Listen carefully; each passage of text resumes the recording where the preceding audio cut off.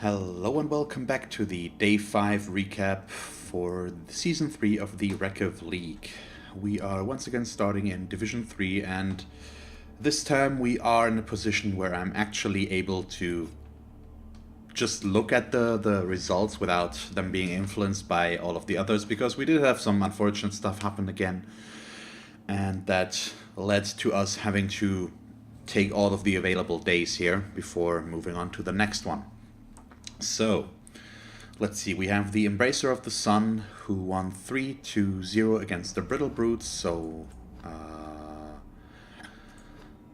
yep, new teams.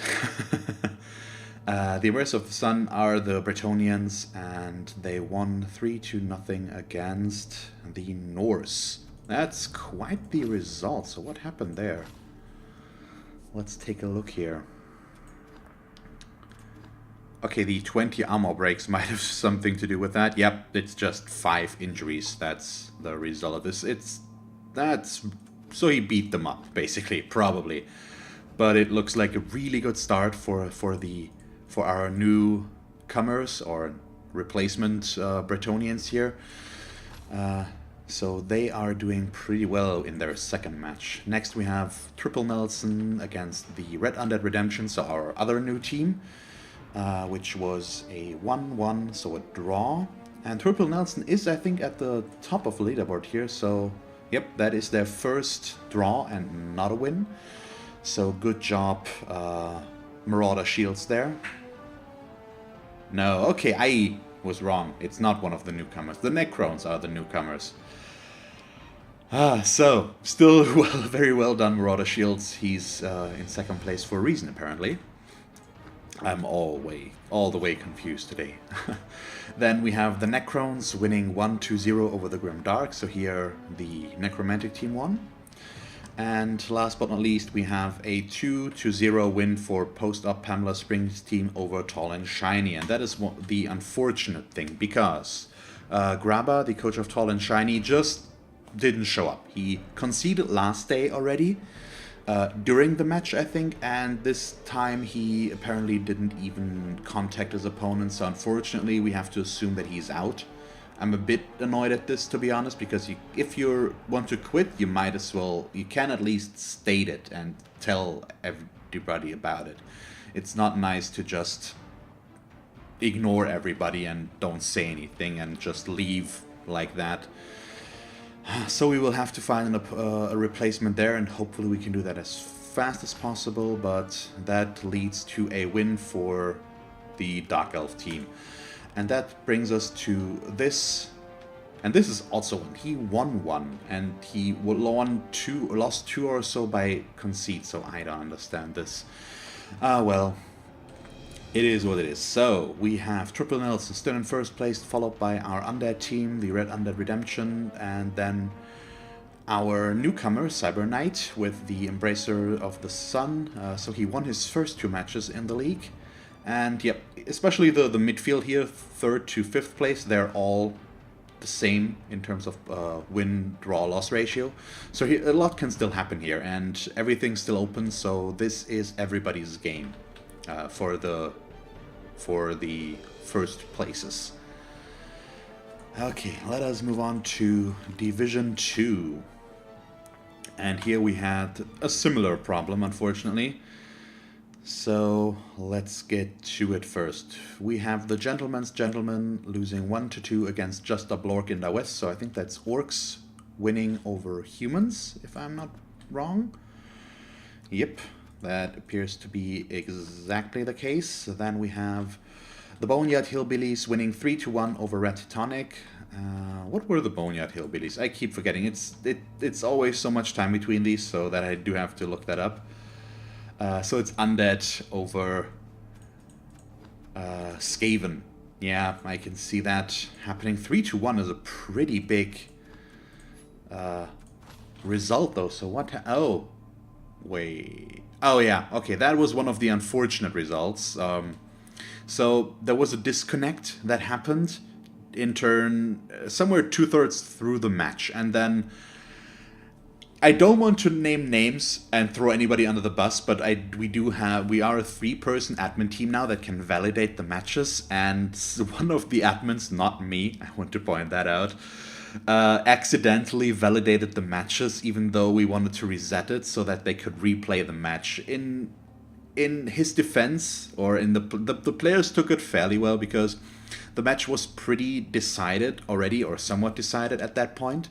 But they did want to replay it, and because of that mistake, which will not happen again, I'll make sure of that, they didn't. So this was not an actual concede, it was a disconnect that happened, and they would have replayed it if that hadn't happened. So it's really unfortunate, but I'm sure that mistake will not repeat itself, so at least there's that.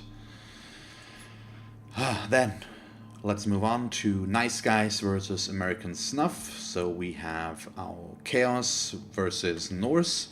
And that looks like a pretty even match in terms of armor breaks and all that stuff. So what happened here? 5 KOs, 2 injuries. Wow, the Chaos guys really knocking out some Norse there, apparently. But overall, it ended in a draw.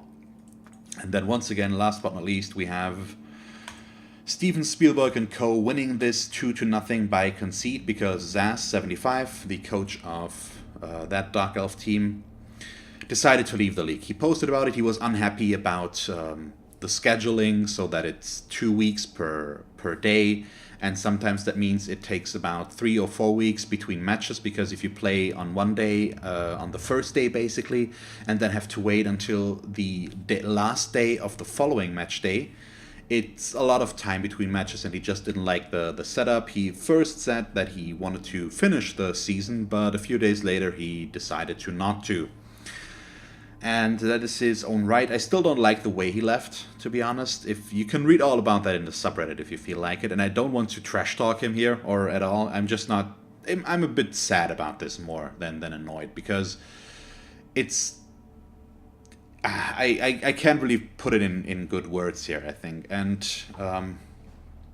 it's just unfortunate. So that's another player that we have lost, but if he isn't happy with it, I can understand that. So I just don't like the way he talked about the entire league and setup in conclusion as well, but I won't go into too much detail there. Let's just leave it at that.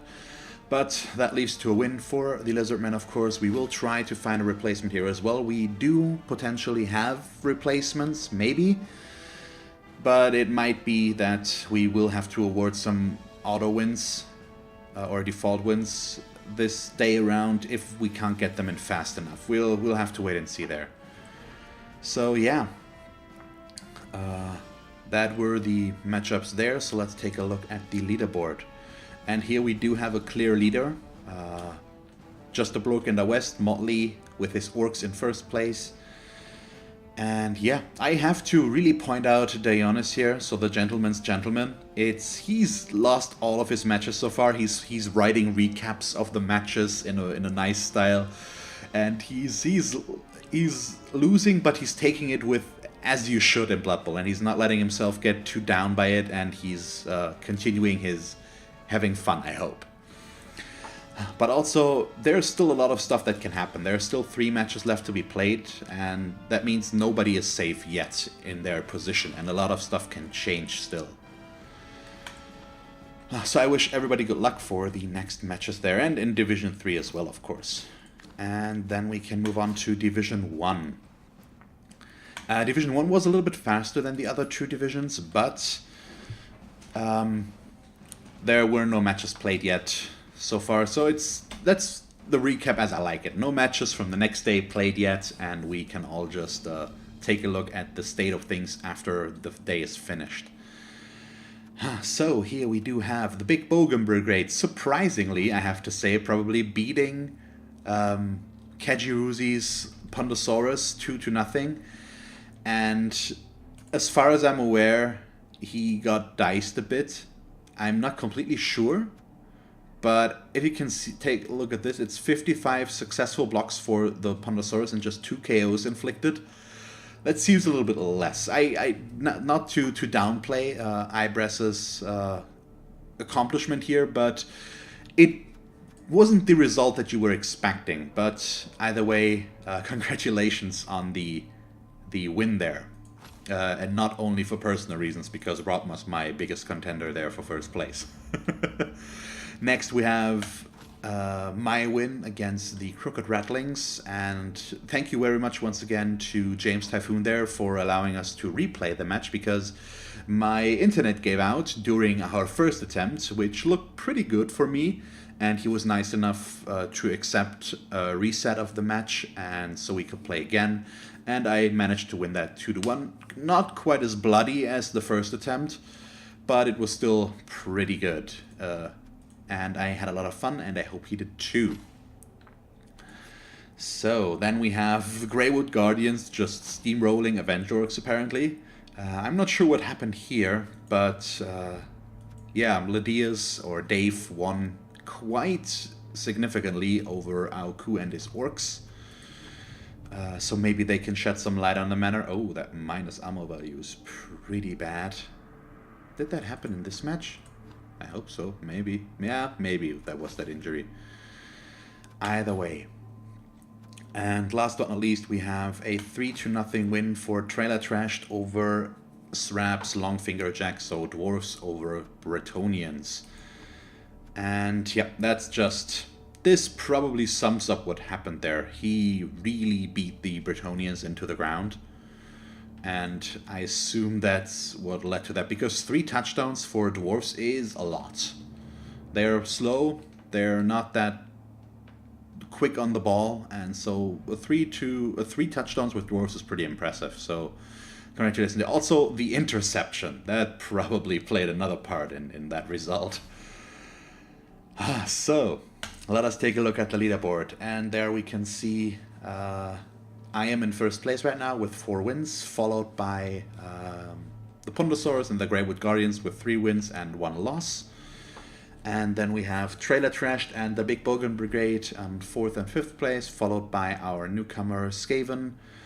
And in last place we have the Longfinger Jacks and Avenger Orcs. But still, 4 matches left to be played, so once again there's a lot of movement that can still happen here. And considering that probably the last 4 places will go down a division and the first 2 places of the lower divisions will move up, there's still... I think the competition will heat up more, because I assume that at least most of these players here would like to stay in Division 1. I know that Dave, so Ladias, has voiced his